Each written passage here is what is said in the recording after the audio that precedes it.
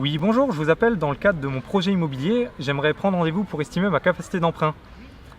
Oui, vous serez disponible à partir de quand? Mardi dans 4 semaines. Ok. Que ce soit pour acheter sa résidence principale ou pour investir en immobilier, il est toujours bon de connaître sa capacité d'emprunt avant de se lancer. Dans cette vidéo, j'aimerais te montrer comment estimer toi-même ta capacité d'emprunt et le faire rapidement sans forcément passer par la case conseiller bancaire.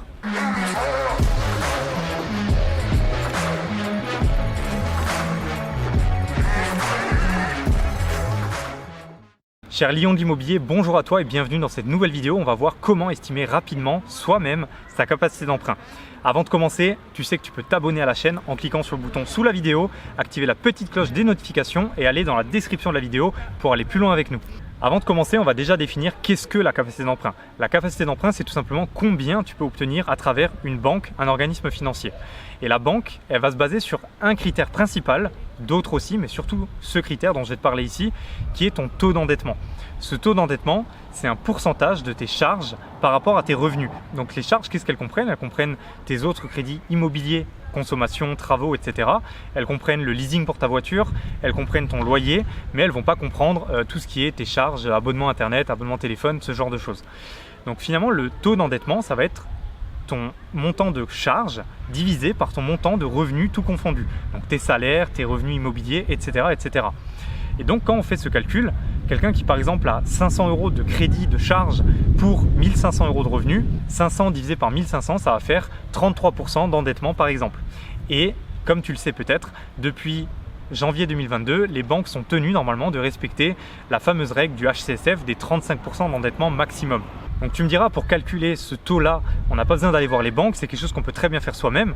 Mais quand il s'agit d'investissement locatif, il y a d'autres critères qui rentrent en compte, comme par exemple le montant des loyers que tu vas percevoir. Puisque si tu perçois des loyers pour le nouveau projet que tu vas faire, forcément ça va augmenter ta part de revenus. Et sachant que les banques vont pondérer ce revenu à un certain pourcentage, que ce soit 70, 90%, parfois ils vont le prendre à 100%. Et comme on l'a vu, il n'y a pas que le taux d'endettement qui va définir ta capacité d'emprunt. C'est pourquoi dans cette vidéo, j'aimerais te montrer un nouvel outil qu'on vient de sortir qui va te permettre de calculer toi-même ta capacité d'emprunt. Et donc pour ça, on se retrouve tout de suite sur mon écran. Je vais te montrer comment fonctionne cet outil, comment tu vas pouvoir l'utiliser et surtout comment tu vas l'obtenir 100% gratuitement. Et donc, nous voici sur ce fameux calculateur de capacité d'emprunt. Donc, voici à quoi ça ressemble. Alors, c'est un tableau qui peut paraître assez basique et en effet, c'est pas sorcier, on va dire, de calculer sa capacité d'emprunt. Donc, je vais te montrer tout de suite comment ça fonctionne. Alors ici, tu vas avoir dans un premier temps à remplir les informations personnelles. Donc, tu le vois, on va remplir uniquement les cases blanches, pas les cases qui sont grisées. Et je t'invite à faire bien attention parce que dans certaines cases, comme sur le taux d'endettement, le reste à vivre, il y a des formules qui sont en place. Donc, comment on calcule, déjà, comment on remplit les informations personnelles? Donc là, j'ai mis simplement deux personnes qui sont du coup en couple, Philippe Dupont, Madeleine Dupont, 44 ans et 42 ans, qui sont mariés, pacsés. Donc là, on va partir du principe qu'ils sont mariés, donc c'est bon. Ensuite, ce qui nous intéresse, ça va être là, la situation professionnelle. Donc, bien entendu, si tu es seul, tu vas remplir uniquement la colonne de gauche. Si vous êtes deux, que ce soit en couple ou avec un associé, vous allez remplir finalement tout le tableau. Alors, ici, on va avoir du coup la situation professionnelle et financière. Ici, on n'attend pas que tu nous dises, voilà, quel est le type de quelle est la profession que tu fais, mais simplement le type de profession. Donc, c'est plutôt le type de contrat de travail. Donc là, on va partir du principe qu'il est en CDI et on va partir du principe que la deuxième personne, elle est aussi en CDI. Voilà, on va faire simple. Ici, et c'est là que ça devient très important, le revenu mensuel net avant impôt. Okay, c'est toujours ce revenu que vont prendre en compte les banques. Donc, quel est ton revenu mensuel net avant impôt? Et à ça, du coup, tu peux ajouter également le 13e mois, les choses comme ça. Donc là, on va partir du principe que Philippe Dupont, il gagne 2500 € par mois avant impôt. Okay, donc, ce n'est pas le brut, c'est le net avant impôt. Et on va partir du principe que Madeleine gagne 2200 €. Ensuite, on va regarder le montant de l'épargne. Ici, on va dire que Philippe, il a 15 000 € d'épargne et Madeleine, elle est un peu plus économe, elle a 40 000 € d'épargne. Voilà, donc on a la situation. Maintenant, on va parler de la résidence principale. Donc ça, c'est à remplir dans tous les cas. Est-ce qu'ils sont propriétaires de la résidence principale? Ici, on va mettre que non, ils sont locataires. Du coup, on va ajouter le loyer de la résidence principale. Là, on va dire qu'ils vivent dans un grand appartement, ils ont peut-être des enfants, etc. Donc, ils payent 900 € par mois. Ok, donc là, on parle de loyer hors charge, 900 € par mois. Et là, on voit que tu vois, le taux d'endettement commence déjà à monter un petit peu et on a déjà des chiffres qui commencent à venir finalement. Ensuite, on va avoir ici le patrimoine immobilier. Est-ce qu'ils remboursent? Est-ce qu'ils ont des mensualités de crédit? Donc, on parle de patrimoine immobilier, de crédit immobilier, mais aussi les crédits conso. Donc là, on va dire qu'ils ont un leasing sur la voiture. Donc, ça rentre aussi dans les mensualités de crédit. On va dire qu'ils payent 250 € de leasing par mois. Et en plus de ça, ils ont un bien où ils payent 400 € de crédit. Donc, ça va nous faire 650 € de crédit. Okay, 250 plus 400. Quel est le capital restant dû? Ils ont un capital restant dû de, on va dire, allez, bon, le leasing, je ne le compte pas, mais sur le bien immobilier, on va dire qu'il leur reste, allez, 40 000 € à rembourser. C'est un petit crédit pour un petit appartement qu'ils exploitent en locatif. On va dire que ce bien en locatif, du coup, il vaut, allez, on va mettre 70 000 €.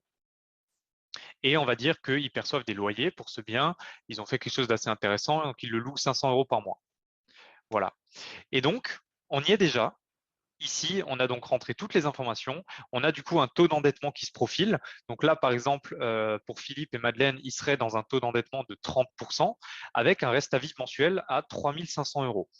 Donc ces informations, à quoi elles nous servent? Ici, tu vas pouvoir te rendre dans le deuxième onglet. Et donc ici, tu vas avoir un tableau pour le calcul de ton scoring bancaire. Ce scoring bancaire, c'est finalement le score que va t'accorder une banque en fonction des catégories. Et si le score il est plus ou moins bon, ben voilà, le crédit est accordé ou il n'est pas accordé. Donc là, ça nous remet automatiquement le taux d'endettement ainsi que le reste à vivre. Et là, tu peux déjà te mettre dans certaines catégories.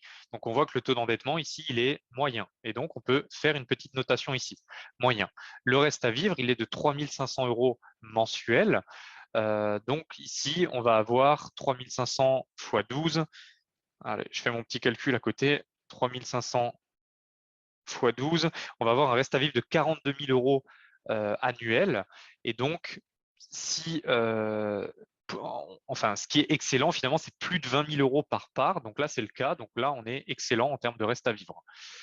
Donc, tu vois que le taux d'endettement, ce n'est pas le seul critère, comme on le disait. Ensuite, on va avoir l'apport. Est-ce qu'ils sont prêts à mettre de l'apport sur un futur projet? Donc, ici, on va dire que non, ils ne veulent pas mettre d'apport. Ou alors, allez, on va mettre qu'ils veulent mettre moins de 10% d'apport. Donc, ici, on va mettre moins de 10%. Et donc, on est mauvais, etc., etc. Donc là, tu vas pouvoir remplir les différents critères.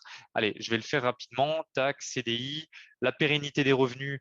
Ici, on va vouloir savoir quelle est l'ancienneté des revenus. Est-ce que ça fait longtemps qu'ils sont en CDI ou est-ce que c'est récent? Là, on va mettre qu'on est excellent. Donc, on va mettre allez, 8 ans. Ils sont tous les deux depuis 8 ans. Donc là, on est excellent. L'historique bancaire, est-ce qu'il y a eu des découvertes, des incidents de paiement, des agios, des choses comme ça? Ça, il faut vraiment pas que tu en aies. C'est tellement simple à éviter, on va dire. Donc là, il faut qu'il n'y en ait aucun. Donc là, on va mettre aucun. Et donc, on est également excellent. Et quel est l'effort d'épargne mensuel, c'est-à-dire quel est le pourcentage des revenus qu'ils mettent de côté chaque mois? Donc là, on voit qu'ils ont, en tout, on voit qu'ils ont 2500 plus 2200 € de revenus. Si par exemple ils mettent 1500 € de côté tous les mois, donc enfin non, qu'ils mettent allez, 1000 € de côté tous les mois, donc on va dire que ça fait du 4700. Donc 1000 € par rapport à 4700, ça représente, allez, je ne fais pas de calcul de tête, mais voilà, on est entre 10 et 25%. Donc ici, on est, allez, je vais mettre n'importe quoi, tu as compris le principe, je vais mettre allez, 18%. Tac, 18%, et donc là, on est bon. Voilà. Ici, CDI, tu vois qu'on est, donc c'est des employés, on va dire qu'ils sont cadres tous les deux, donc on va mettre bon. Et l'âge, 44 ans, puisque voilà, plus tu es âgé, plus c'est délicat. Ici, on est dans moyen. Donc là, on a vraiment des notes qui se profilent, et donc on va pouvoir faire plus ou moins une moyenne par rapport à ça. Maintenant, tu me diras, voilà, qu'est-ce qui est important, qu'est-ce qui est moins important. Donc, je vais te le mettre ici, enfin, je vais te le dire tout simplement. Le taux d'endettement et le reste à vivre vont être vraiment les deux critères les plus importants. C'est-à-dire que aujourd'hui, on a ces fameuses règles du HCSF qui disent qu'il ne faudrait pas dépasser 35% d'endettement. Ici, on n'y est pas encore. Et le reste à vivre reste toujours très important. Donc, si là, tu as, disons, si là, tu es dans mauvais, c'est-à-dire au-delà de 35%, ça va être assez compliqué d'emprunter, sauf, après, il y a quand même des solutions. Et si là, tu es mauvais ou critique en termes de reste à vivre, ça va également être assez compliqué d'emprunter. Donc là, on veut être minimum un moyen sur les deux notes ici. Ensuite, le reste, ça va vraiment être subjectif en fonction des banques. Il y a des banques qui systématiquement vont demander de l'apport, donc minimum 10% ou minimum 5%. Il y en a qui vont encore accepter de financer presque sans apport avec peut-être juste les frais de dossier, etc.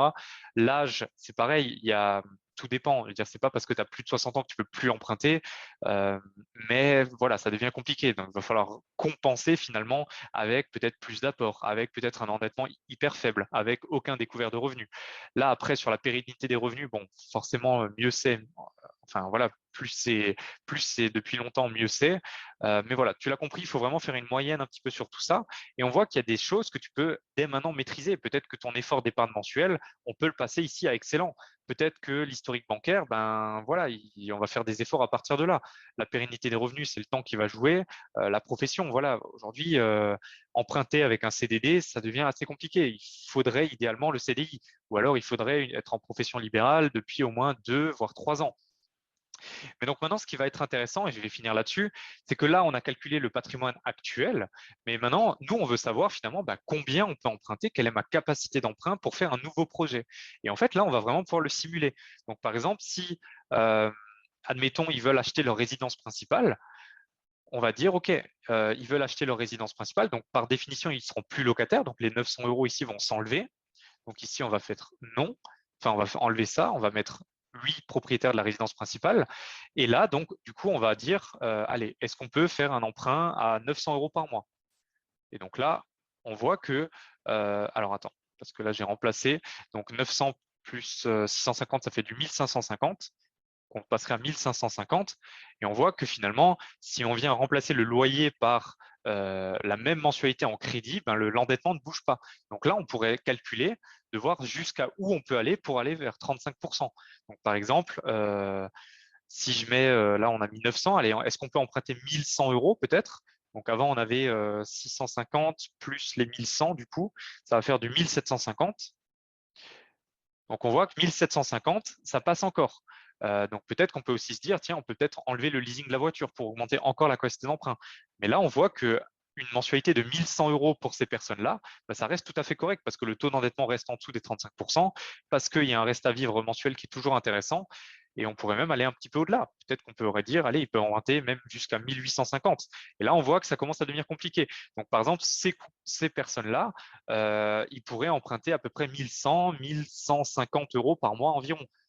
Si je mets à 1800, voilà, 1800. Donc, ces personnes pourraient emprunter jusqu'à 1150 € par mois dans la situation actuelle. Donc, pour 1150 € sur 20 ans, sur 25 ans, je te laisse faire des simulations. Pour ça, tu peux aller par exemple sur un outil comme Meilleur Taux. OK, Meilleur Taux, tu mets Meilleur Taux, calculette Meilleur Taux, voilà. Voilà, tu vas sur un outil comme ça et là, tu peux mettre le montant du prêt. Par exemple, je vais emprunter 230 000 € sur 25 ans. Tac. Et donc là, on voit qu'on est à 1040, donc il pourrait très bien emprunter 230 000 € sur 25 ans. Et donc pour ça, tu vois, pas besoin de prendre rendez-vous avec ton conseiller. Ce tableau te permet tout à fait de le faire. Après, bien entendu, on pourrait faire des simulations encore avec de l'investissement locatif. Je te laisse t'amuser à faire ça. Mais bien entendu, même si on était dans la situation initiale, tu vois, de 900 € en tant que locataire, là, on va mettre qu'ils sont locataires à nouveau, avec 650 € de crédit, on avait. Donc ça, c'est leur patrimoine actuel. Et là, on va dire qu'ils veulent emprunter 500 € de plus. Donc s'ils veulent emprunter 500 € par mois de plus, ça va faire 1150 € de crédit.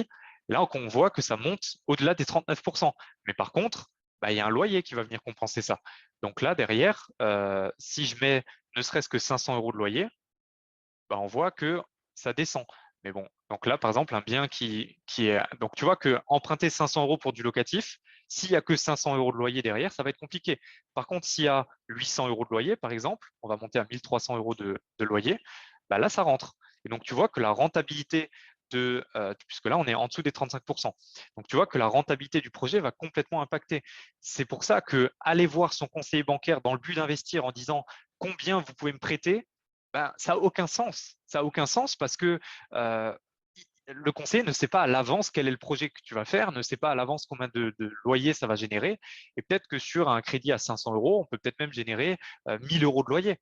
Et à ce moment-là, on n'est plus à 1300, on est à 1500. Et là, le projet passe totalement. On est largement en dessous des 35%. Donc, par exemple, ces personnes ne sont pas bloquées malgré un taux d'endettement à 30%, mais on voit tout de suite sur quel levier ils peuvent actionner finalement. Donc, peut-être qu'ils peuvent baisser un petit peu leur loyer, peut-être qu'ils peuvent supprimer les 250 € de leasing sur leur voiture, peut-être qu'ils peuvent revendre un bien pour refaire un autre projet. Et donc, voilà, ce calculateur te permet vraiment de façon flexible, on va dire, de mettre ce genre de choses en place. Donc, maintenant, pour accéder au calculateur, tu as deux solutions. Donc, tu as le lien dans la description de la vidéo pour accéder au calculateur. On va te l'envoyer directement par mail et donc tu vas arriver sur ce fichier qui est un fichier Google Sheet, hein, c'est les outils Google Drive. Et quand tu seras sur ce fichier, alors soit tu as un compte Google Drive et à ce moment-là, tu pourras juste faire fichier, créer une copie. Et là, finalement, tu vas créer une copie dans ton emplacement Drive à toi, ou soit tu vas aller dans fichier, télécharger tout simplement. Et là, tu pourras le télécharger comme tu le souhaites sous Excel, par exemple. Voilà, si cet outil te plaît, n'hésite pas à me faire exploser la barre des pouces bleus juste en dessous. Tu as également tous les liens pour aller plus loin avec nous dans la description. Tu y retrouveras également, comme dit, le lien pour télécharger cet outil gratuitement.